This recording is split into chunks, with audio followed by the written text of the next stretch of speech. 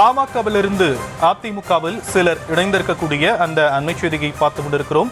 முன்னாள் அமைச்சர் CV சண்முகம் தலைமையில் பாமகவில் இருந்து விலகிய நபர்கள் அதிமுகவில் தங்களை இணைத்துக் கொண்டிருக்கக்கூடிய காட்சிகள் கிடைக்கப்பட்டிருக்கின்றன.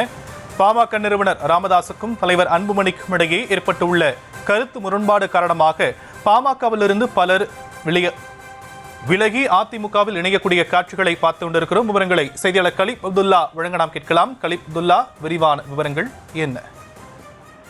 வணக்கம். பாமகவில் மருத்துவர் ராமதாசுக்கும் அன்புமணிக்கும் இடையே ஏற்பட்டுள்ள கருத்து முரண்பாடு காரணமாக பலர் பாமகவிலிருந்து தொடர்ச்சியாக விலகி வருகின்றனர்.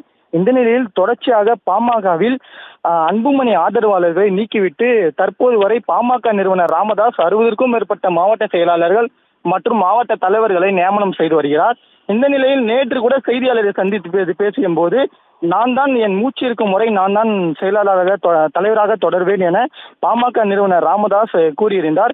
இந்த நிலையில் இதனால் பாமகவில் பெரும் சலசலப்பை ஏற்படுத்தி வரும் நிலையில் தொடர்ச்சியாக பாமக நிர்வாகிகள் அதிருப்தி அடைந்து வருகின்றனர். இந்த நிலையில் பாமக நிர்வாகியை சேர்ந்த பலர் கட்சியிலிருந்து விலகி வருகின்றனர்.